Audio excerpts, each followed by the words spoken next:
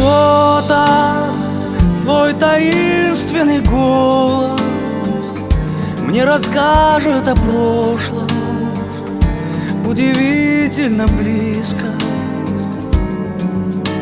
Кто ты?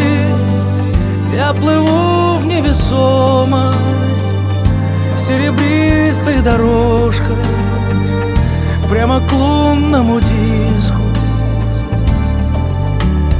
Ночь утонула во мгле среди яркого синего дня. Мы одни на огромной земле, только ты, только я.